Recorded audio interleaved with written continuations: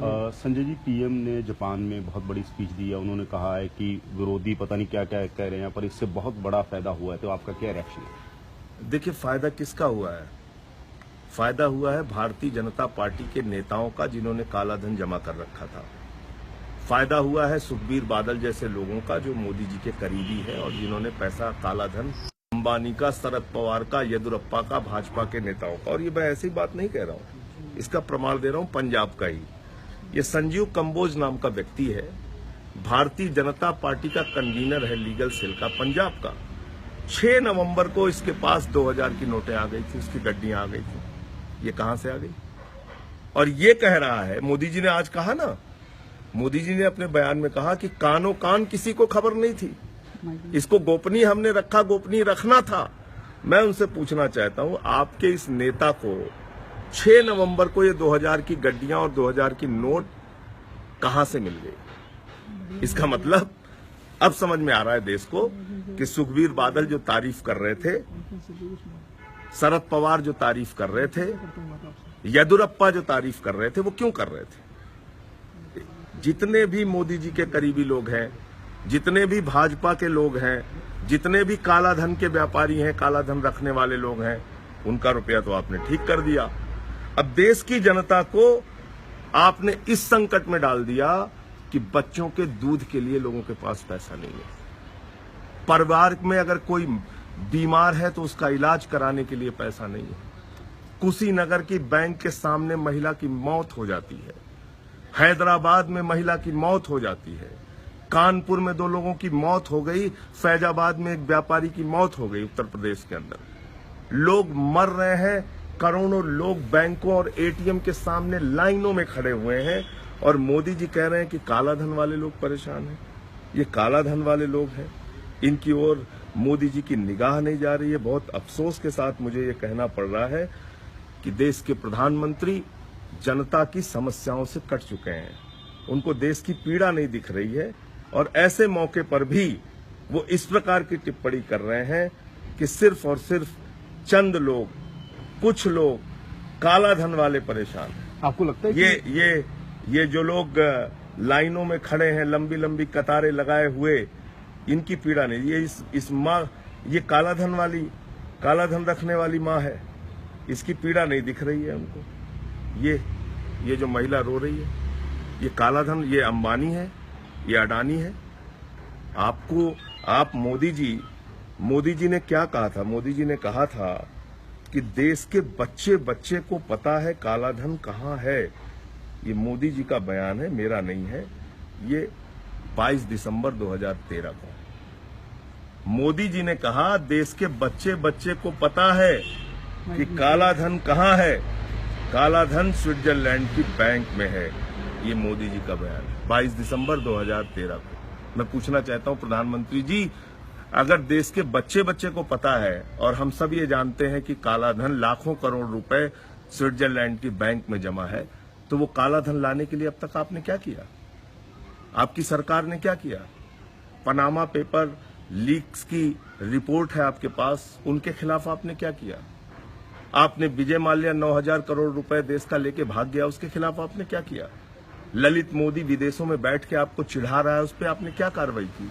और ये सब भी किनारे छोड़ दीजिए, लाखों करोड़ रुपए, मेरे ख्याल से 8 लाख से लेके 11 लाख करोड़ रुपए तक के बैंक डिफॉल्टर्स की लिस्ट सरकार के पास है। जनता के पैसे से जिनको कर्ज दिया गया, वो बैंक डिफॉल्टर्स जिसकी लिस्ट सरकार के पास है, उनकी उसका अमाउंट 8 लाख से लेके 11 करोड़ रुपए तक है।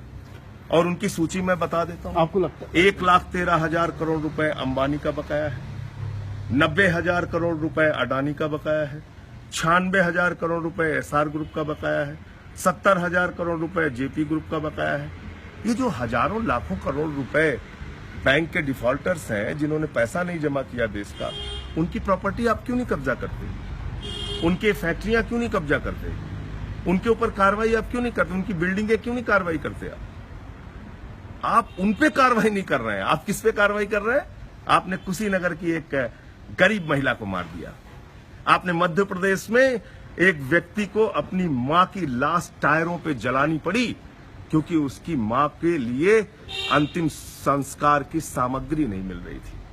ये हालत है इस देश की। आपको लगता है कि और मोदी जी जापान में बैठ के जुमलेबाजी कर रहे हैं। अगले दिनों में चुनाव आ रहे हैं, पंजाब का चुनाव है, यूपी का चुनाव है, गोवा का चुनाव है, गुजरात का भी आ रहा है, हिमाचल का भी आ रहा है, छत्तीसगढ़ का आ रहा है, मध्य प्रदेश का उसके बाद आ रहा है। आपको लगता है कि इसका किसी कनेक्शन, इलेक्शन से भी कोई कनेक्शन है? देखिए, मैंने आपको कहा कि अगर अक्टूबर के माह में दैनिक जागरण जैसा अखबार, एक प्रतिष्ठित हिंदी का अखबार, मैं उसकी भी खबर आपको दिखाता हूं, अगर दैनिक जागरण जैसा अखबार अक्टूबर के महीने में ये सूचना दे रहा है कि इस प्रकार से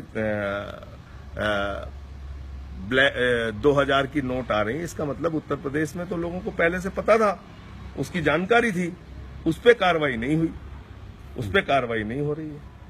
तो मेरे ख्याल से ये जानकारी पहले से थी, और अब जब ये चुनाव का मौका आया है तो इस प्रकार का ये देखिए आप,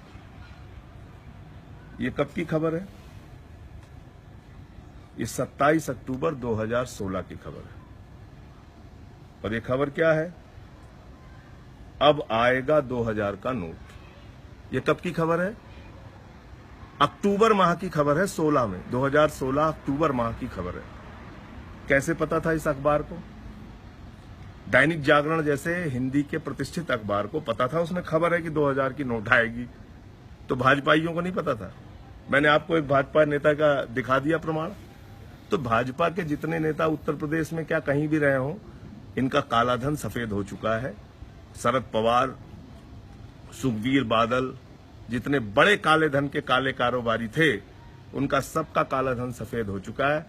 मरने के लिए आदिवासियों को, गरीबों को, किसानों को, मजदूरों को, बर्तन मांजने वाली को, रोजमर्रा की जिंदगी में जिनको 1000-2000 रुपए की जरूरत पड़ती है, उनको इन्होंने परेशान कर दिया, मुसीबत में डाल दिया। आप एलिगेशन लगा रहे हैं बीजेपी के लीडर जो कंबोज हैं, उनका कहना है, उनका हमने रिएक्शन लिया, हमने उनका इंटरव्यू लिया है, वो कह रहे हैं कि मेरा एक व्हाट्सएप ग्रुप था वकीलों का, उसमें किसी ने डाल दिया, ये मजाक में उठा के मैंने पोस्ट कर दिया इसको। आप तो समझदार व्यक्ति हैं। 6 नवंबर को ये फोटो कहां से आ गई? 6 नवंबर को सपने में कहां से भेज दिया फोटो? किसने भेज दिया उनको? ये 6 नवंबर का ट्वीट है ना, ये फोटो 6 नवंबर की है ना। 6 नवंबर को ये फोटो कहां से मिल गई संजीव कंबोज को? बहुत साफ है कि भाजपा के नेताओं को पहले ही काला धन सफेद कर दिया गया। मैं कह रहा हूं ये काला कारोबार तो रुकेगा ही नहीं, क्योंकि 1000 के भी नोट आ गए, 500 के भी आ गए, 2000 के भी आ गए, सारे नोट आ गए। पहले आप कहते थे बड़ी करेंसी की वजह से ब्लैक मनी आ रही है, काला धन आ रहा है। आपने तो 1000 की जगह 2000 कर दिया। मैंने 1000 के भी चलेंगे, 500 के भी चलेंगे, 2000 के भी चलेंगे, और कैसे काला धन रुक जाएगा इससे? कैसे रिश्वतखोरी और भ्रष्टाचार रुक जाएगा इससे? ये समझाने के लिए आप तैयार नहीं है। दूसरा मेरा बहुत सामान्य सा प्रश्न है कि अगर 11 लाख करोड़ रुपए देश के बैंक डिफॉल्टर्स के पास है, उनसे वसूली के लिए सरकार ने कोई कदम क्यों नहीं उठाया? स्विट्जरलैंड के बैंक अकाउंट्स में अगर पैसा है तो काला धन लाने के लिए उस पर कार्रवाई क्यों नहीं की? आपने 125 करोड़ लोगों के ऊपर सर्जिकल स्ट्राइक कर दी। सर्जिकल स्ट्राइक किस पे हुई थी? आतंकवादियों पे हुई थी। तो काला धन पे जो सर्जिकल स्ट्राइक है, वो काला धन रखने वालों पे होनी चाहिए थी। वो सर्जिकल स्ट्राइक किस पे हो रही है? बस्तर की आदिवासी महिला पे, कुशीनगर की बूढ़ी मां पे, तेलंगाना की महिला पर, फैजाबाद के व्यापारी पर, कानपुर के 2 लोगों पर, बुलंदशहर के अस्पताल में जो नवजात बच्चा मर गया महेश शर्मा के हॉस्पिटल में, कैबिनेट मंत्री के हॉस्पिटल में, उसके ऊपर सर्जिकल स्ट्राइक हो रही है।